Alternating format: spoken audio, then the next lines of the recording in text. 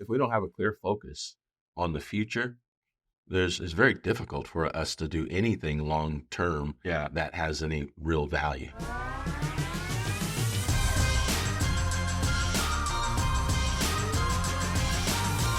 Welcome to the Pillars Podcast. I'm Harry. And I'm Carson.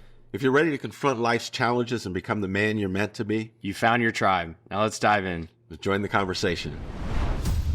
All right. Well, we're back today, and we're going to talk a little bit about cultivating courage and understanding long-term rewards. And that's a really huge thing for young people. This one's huge. Yeah.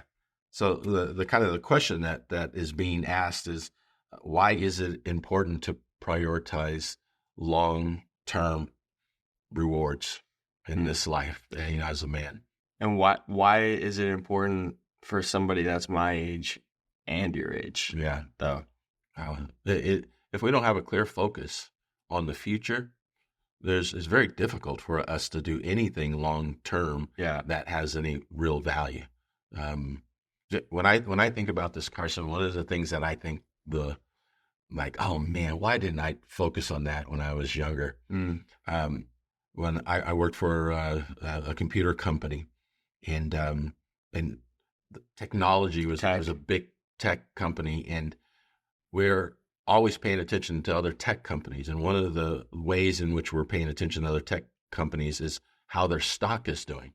And so we paid attention to. I had one guy that was one of my colleagues who invested in the stock market way back when. And I mean, every day he's talking about how the market did this and that or whatever, and how much money he was making out of the stock market. And I remember just at one time thinking, let me just dabble. I put some money in the stock market, but it was after a while, I didn't do it earlier. Mm-hmm. And then I just kind of did it and didn't pay attention to it. Well, it was a pretty significant stock. Oh, really? But I didn't consistently monitor or even do anything. Like, well, I should put a little bit in here, put a little bit in here. Got it. And now I'm on this side looking back, and I'm thinking, why didn't I do those little things? It's just like a savings account. I could have just said, I'm taking cash out, I'm putting it in here just as an investment opportunity. And you're never going to get interest and accumulation later. Yeah. So it ended up growing? It ended up growing. Some of the money that you put in? It happened to be in Apple.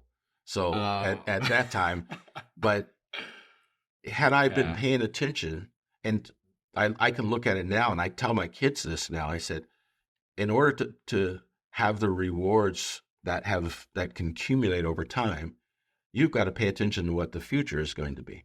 And so I show them, like, this is what the future could be if you had done these things back in those days.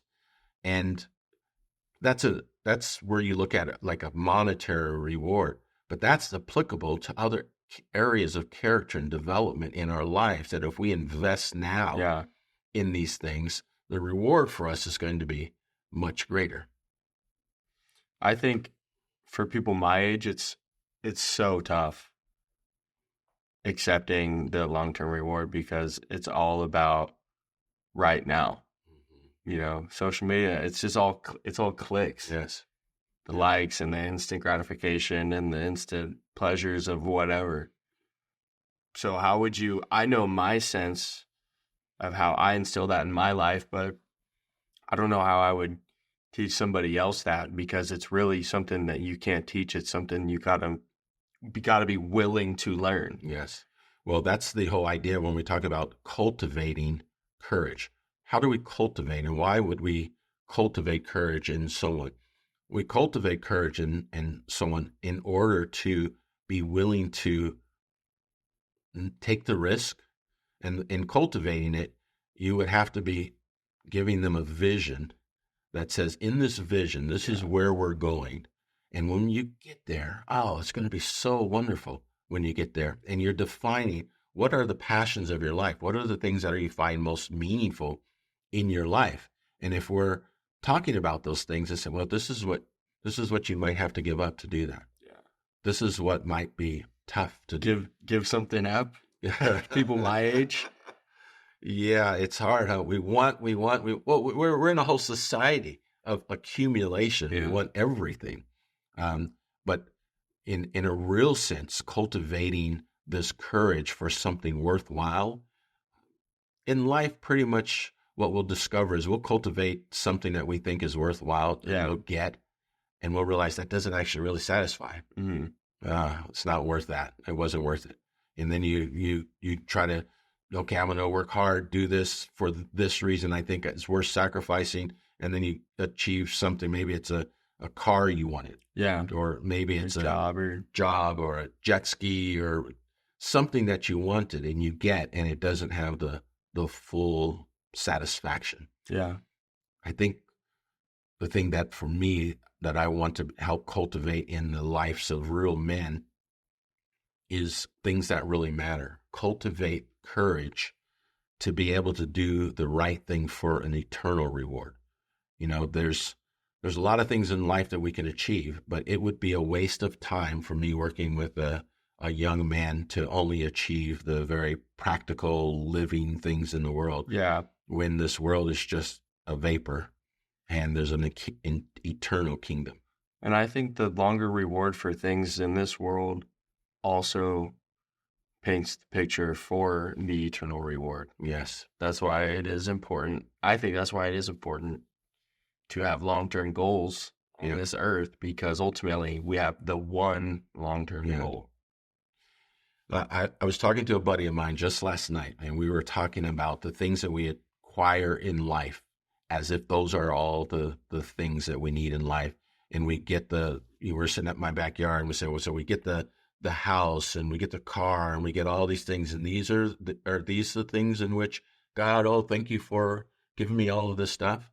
Well, really, the only reason he does give us stuff, if we pay attention to it, is he gives us stuff to bless others.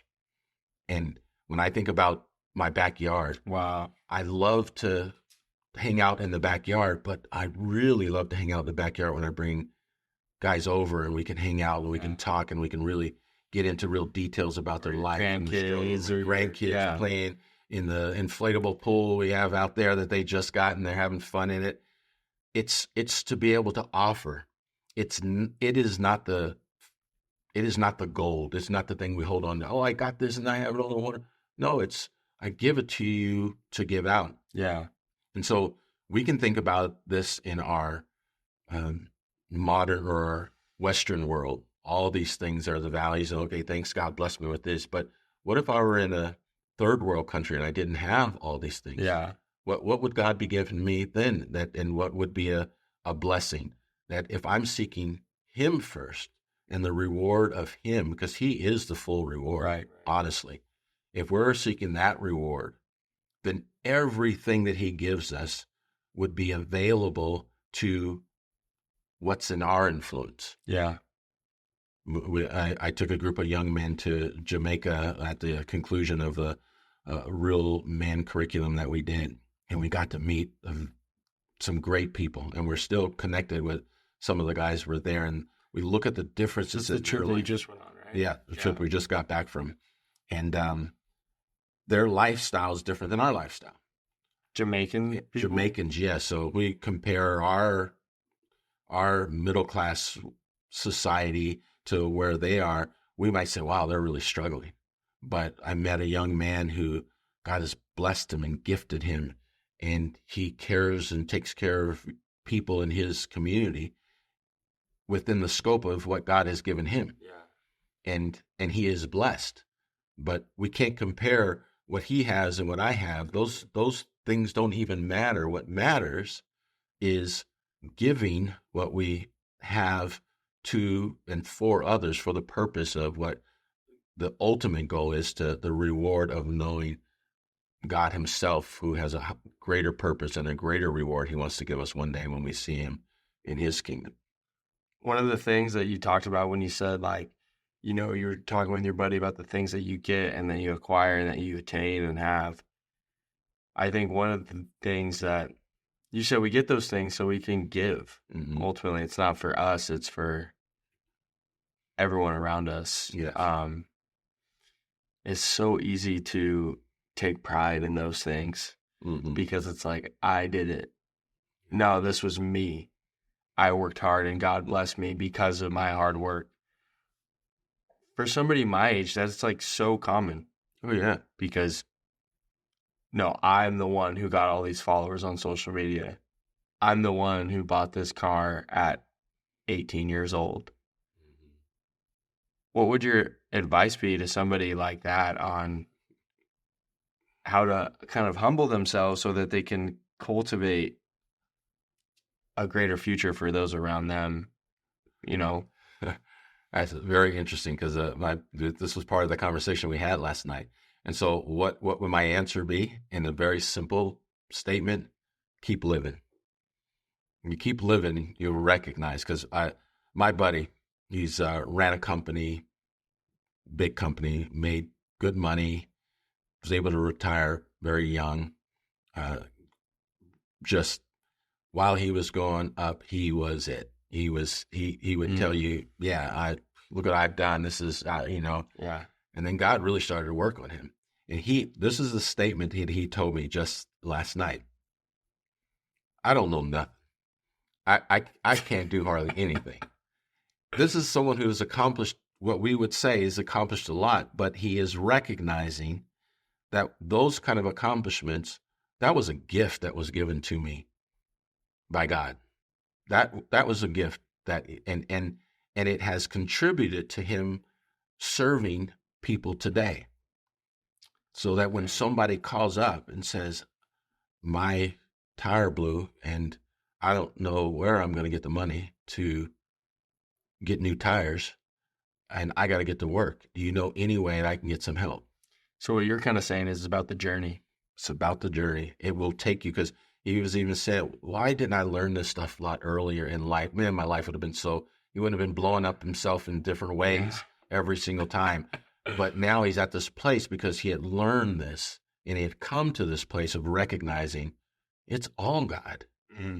And we don't really embrace that. We can't, like, very young. There's not a lot of us who can do that. Well, what about like when it comes to your own willingness? Because at the end of the day, it's like God can use us. However, it's our own willingness to choose that. Yeah. What would your advice be to somebody that's my age who is struggling with that?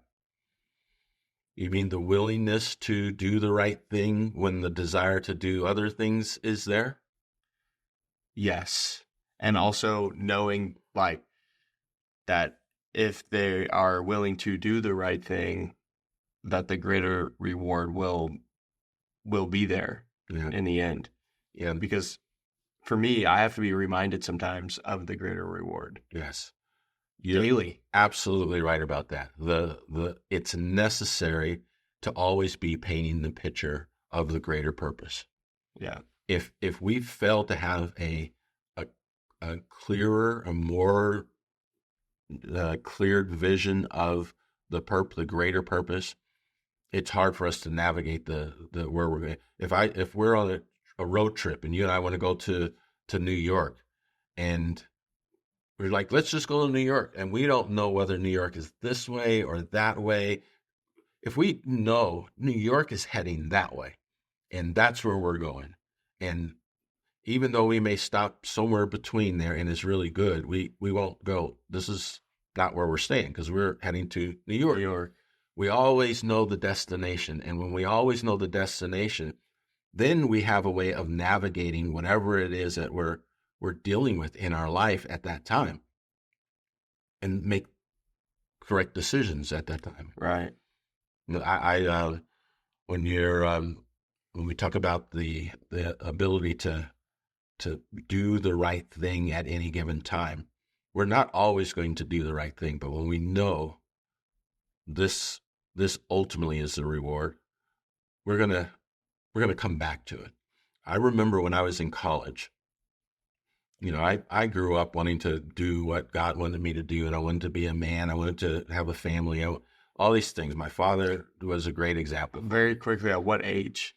Like growing up, like what age was this? I was in college at the age of 19 years old, 19, I was in college, and and my parents gave me a lot of freedom when I was at home. I could do kind of whatever I wanted to do. They didn't have any curfews. I wanted to do the right thing, and so they depended on me, trusted in me in that.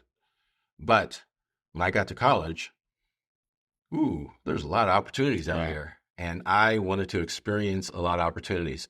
But I knew what God's way was, and I said to Him, God, I know what you want me to do, but right now I kind of just want to do my own thing. Help me not to get so far away that I don't hear you. And by golly, God answered that prayer. Wow. There are times I was in a situation and the Lord would say, don't do that. Move away. And He didn't condemn me. He knew where I was. And that's such the important thing that I want young men to know. God knows exactly where you are. Yeah, that's huge. And be honest. And when you're honest with who you are and where you are, He can handle that. And if you're wanting what He wants for you, He's going to direct you and He's going to help you get there. Yeah. We'll talk a little bit more about that the next time. Yeah, I'm excited to dig a little bit deeper. But it's great to be able to have this idea of cultivating, the courage and to paying attention to where the long-term goal is that we want to achieve. We'll see you next time.